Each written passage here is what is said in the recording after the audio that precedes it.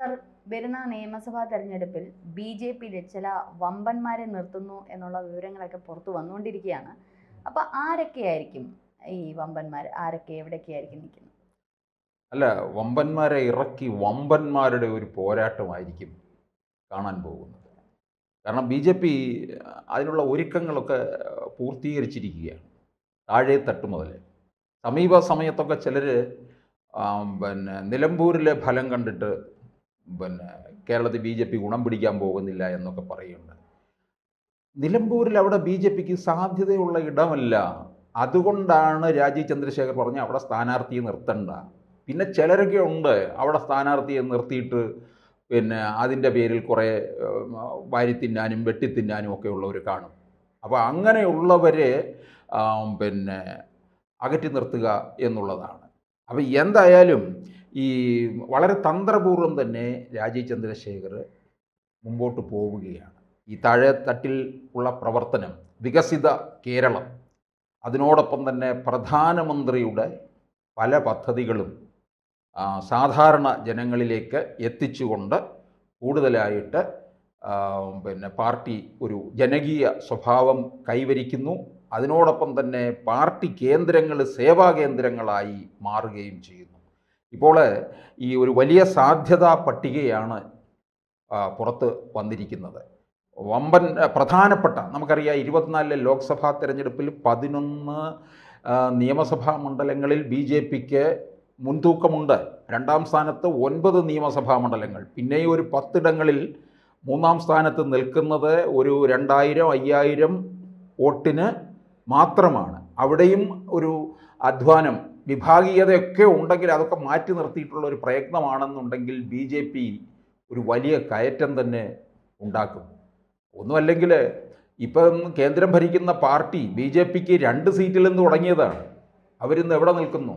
അതുപോലെ കേരളത്തിലും ഒരു 2-3 സീറ്റ് ഉണ്ടായി കഴിഞ്ഞാൽ പിന്നെ എങ്ങനെ പോകണമെന്ന് കേന്ദ്ര നേതൃത്വത്തിന് അറിയാം. ഒരുപക്ഷെ ഇപ്പോൾ LDF-നോടുള്ള ഒരു വിരോധം, ജനവിരോധമല്ലേ ഒരുപക്ഷെ ബി.ജെ.പിയെ കേരളത്തിൽ കുറേ അധികം താമരകൾ വിരിയിക്കാൻ സാധ്യമാക്കുന്നത്? പക്ഷേ നമ്മൾ അവിടെയും ഒരു പ്രശ്നം വരുന്നത് UDF ഇറക്കുന്ന യുവ നേതാക്കന്മാരെയാണ്, യുവതാരങ്ങളെയാണ്. അപ്പോൾ അത് ഒരു പക്ഷേ കുറച്ചുകൂടി അവരെ ഇറക്കുന്ന ഒരു C കാറ്റഗറിയിലേക്ക് വരുന്ന ഇടങ്ങളിലെല്ലാം യുവ നേതാക്കളെയാണ് അവർ നിർത്താൻ പോകുന്നത്. അത് പക്ഷേ ഒരു പക്ഷേ ബി.ജെ.പിയുടെ ഭൂരിപക്ഷമൊക്കെ കുറയാനോ അല്ലെങ്കിൽ ബി.ജെ.പിയുടെ ഈ നേതാക്കൾ നിൽക്കുന്ന സ്ഥാനാർത്ഥികൾക്ക് ഒരു ബദലായിട്ട് വരാൻ സാധ്യതയില്ല. അല്ല, ഇതിനകത്ത് ഈ നമ്മൾ കണ്ടിട്ടുള്ളത് LDF, UDF, UDF, LDF, ഇതാണ് കേരളത്തിലെ ഭരണരീതിയിൽ കണ്ടിട്ടുള്ളത്. അതൊക്കെ മാറി വരും. കാരണം ഇതിനൊരു മാറ്റം വരണമെന്നും ആഗ്രഹിക്കുന്നുണ്ട്. അതുകൊണ്ട് ഈ ഭരണവിരുദ്ധ വികാരം അത് UDF-ലേക്കും പോകും, അത് ബി.ജെ.പിയിലേക്കും പോകുമെന്നുള്ളതാണ്. ഇത് ഇക്കഴിഞ്ഞ ലോക്സഭാ തെരഞ്ഞെടുപ്പിൽ അത് പ്രകടമായി. CPM തന്നെ പറയുന്നുണ്ട്, അവരുടെ കേന്ദ്രങ്ങളിലുള്ള വോട്ട് നന്നായി ചോർന്നു എന്ന് പാർട്ടി സെക്രട്ടറി തന്നെയാണ് പറഞ്ഞിട്ടുള്ളത്. അതുകൊണ്ട് അവർക്ക് ഭയമുണ്ട് ഈ 26-ലെ നിയമസഭാ തെരഞ്ഞെടുപ്പ്. അപ്പോൾ എന്തായാലും ഈ 2016 ഇവർക്ക് കിട്ടിയ മണ്ഡലമുണ്ടല്ലോ, നേമം മണ്ഡലം ഇവർക്ക് തിരിച്ചു പിടിക്കണം. അതിനുള്ള വലിയ പ്രയത്നം നടക്കുന്നുണ്ട്. ഇപ്പം രാജീവ് ചന്ദ്രശേഖരനെ കേരളത്തിലേക്ക് ഇറക്കിയിരിക്കുന്നത് തന്നെ വലിയൊരു ദൗത്യം ഏൽപ്പിച്ചുകൊണ്ടാണ്. അത് പൂർത്തീകരിക്കുമെന്നാണ് അദ്ദേഹം പറഞ്ഞിട്ടുള്ളത്. അതുകൊണ്ട് തന്നെ ഇപ്പോൾ നേമത്ത് സാധ്യത മത്സരിക്കാൻ തയ്യാറെടുക്കുന്ന മട്ടിൽ നിൽക്കുകയാണ്. രാജീവ് ചന്ദ്രശേഖർ തന്നെയായിരിക്കും 2016 ആദ്യം തന്ന മണ്ഡലം തിരിച്ചു പിടിക്കുമെന്നുള്ള ഒരു പ്രതീക്ഷയിലാണ്. ഒരുപക്ഷെ അദ്ദേഹം നിൽക്കുകയാണെങ്കിൽ, കാരണം അദ്ദേഹത്തിന് ഒരു വല്ലാത്ത ജനപിന്തുണ തിരുവനന്തപുരത്ത് ഉണ്ടായിട്ടുണ്ട്. നമ്മൾ വന്നു കയറിയ വ്യക്തി എന്നതിലപ്പുറം ശശി തരൂരിനോടൊപ്പം തന്നെ നല്ലൊരു സ്ഥാനാർത്ഥിയായിട്ട് എതിർപക്ഷമായിട്ട് തന്നെ രാജീവ് ചന്ദ്രശേഖർ നിന്നിരുന്നു. അപ്പോൾ ഒരു പക്ഷേ നിയമസഭാ തെരഞ്ഞെടുപ്പിൽ നേമത്ത് അദ്ദേഹത്തിന് വലിയൊരു ഭൂരിപക്ഷത്തോടു കൂടി തന്നെ വിജയിക്കാൻ സാധ്യതയുണ്ടെന്നാണ് അവിടെ കണക്കാക്കുന്നത്. അതെ, കാരണം രാജീവിന് ഈ കഴിഞ്ഞ പാർലമെൻറ്റ് തെരഞ്ഞെടുപ്പിൽ വലിയ നേട്ടമാണ് ഉണ്ടാക്കാൻ കഴിഞ്ഞിട്ടുള്ളത്. 4 മണ്ഡലങ്ങളിൽ 3 മണ്ഡലങ്ങളിൽ തീരദേശ പ്രദേശത്താണ് വോട്ടിൽ ഒരു ചെറിയ വ്യത്യാസം ഉണ്ടായത്. തരൂർ 15,000 വോട്ടിൻ്റെ ഭൂരിപക്ഷത്തിൽ മാത്രമാണല്ലോ വിജയിച്ചത്. അപ്പം നേമം, വട്ടിയൂർക്കാവ്, തിരുവനന്തപുരം, കഴക്കൂട്ടം ഇവിടങ്ങളിലൊക്കെ BJPക്ക് വലിയൊരു മുന്നേറ്റം കുറിക്കാൻ കഴിഞ്ഞിട്ടുണ്ട്.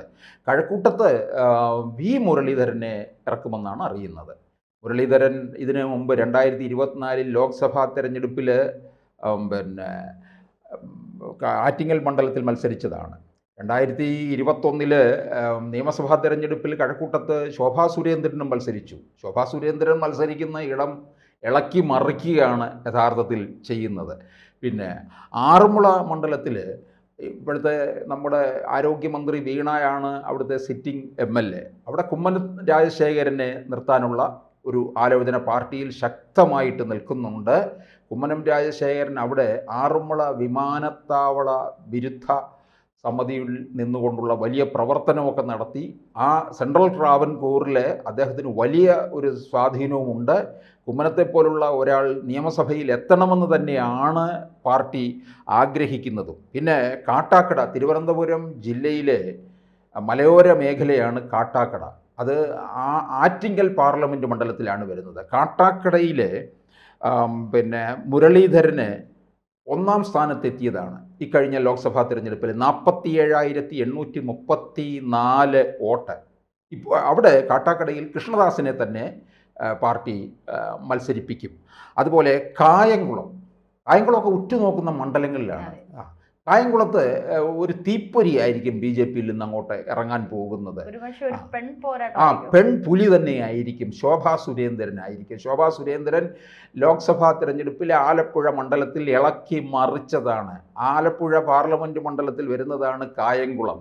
അവിടെ പിന്നെ 2021 നിയമസഭയിലേക്ക് മത്സരിച്ചത് CPMകാർ അധിക്ഷേപിച്ച പാൽക്കാരിയാണ്, ക്ഷീരകർഷകയാണ് അരിതാ ബാബുവിനെ ഇറക്കാനാണ് UDFിൻ്റെ തീരുമാനം. LDFിലാണെങ്കിൽ ഇപ്പോൾ പ്രതിഭാകരിക്ക് ഇനി അവിടെ സീറ്റ് കൊടുക്കാൻ സാധ്യതയില്ല. 2 തവണ കഴിഞ്ഞു. പിന്നെ പാർട്ടിയുമായിട്ടൊക്കെ ചില പിണക്കത്തിൽ നിൽക്കുന്നുണ്ട്. വിഭാഗീയത രൂക്ഷമാണ്. എന്നാലും പക്ഷേ CPMകാർ ചിലപ്പോൾ ഒരു വനിതയെ തന്നെ അവിടെ ഇറക്കിയാൽ വനിതകളുടെ പൊരിഞ്ഞ പോരാട്ടം കായംകുളത്ത് നടക്കും. പിന്നെ തിരുവനന്തപുരം എന്ന് പറയുന്നത് പഴയ തിരുവനന്തപുരം വെസ്റ്റാണ്. പണ്ട് MV രാഘവനൊക്കെ ജയിച്ചതാണ്.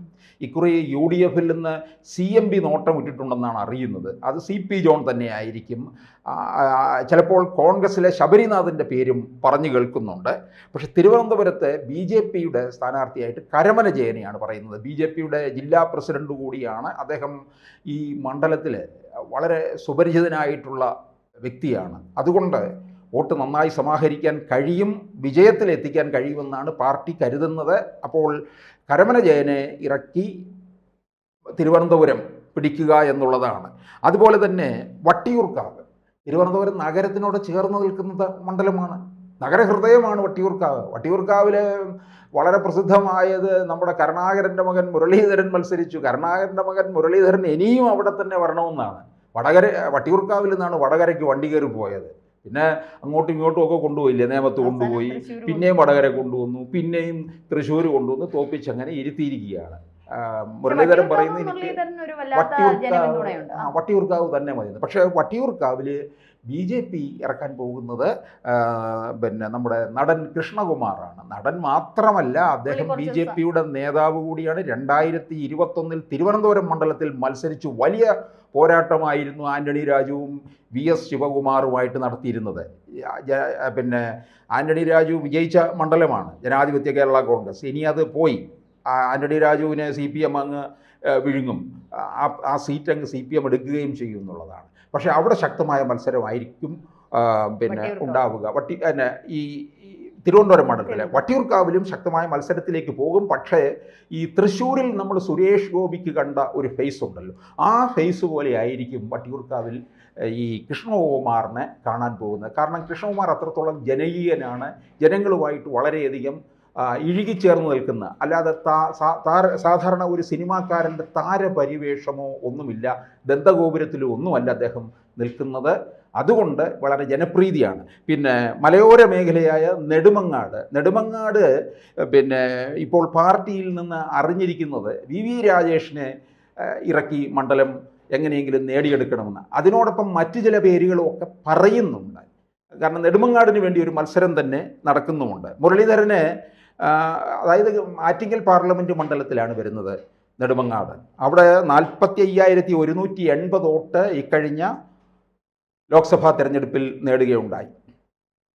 നെയ്യാറ്റിങ്കര തെക്കേയറ്റമാണ്. നെയ്യാറ്റിങ്കരയിൽ BJPയുടെ ജില്ലാ പ്രസിഡന്റ് സുരേഷിനെ പാർട്ടി തീർച്ചപ്പെടുത്തുന്നു എന്നാണ് അറിയാൻ കഴിയുന്നത്. പാറശാലയിൽ വളരെ ജനകീയനായിട്ടുള്ള ചെങ്കൽ രാജശേഖരനെ ഇറക്കുക എന്നുള്ളതാണ്. അപ്പോൾ ഇങ്ങനെ വമ്പന്മാരെ ഇറക്കി വമ്പന്മാരുടെ വലിയൊരു വമ്പൻ പോരാട്ടം നടത്തി സീറ്റ് പിടിച്ചെടുക്കുക എന്നുള്ളതാണ്. അങ്ങനെ നിയമസഭയിലേക്കൊരു വലിയ കടന്നുകയറ്റം BJP നടത്താനുള്ള ഒരു തീവ്ര ശ്രമത്തിലാണ് ഇപ്പോൾ നിൽക്കുന്നത്.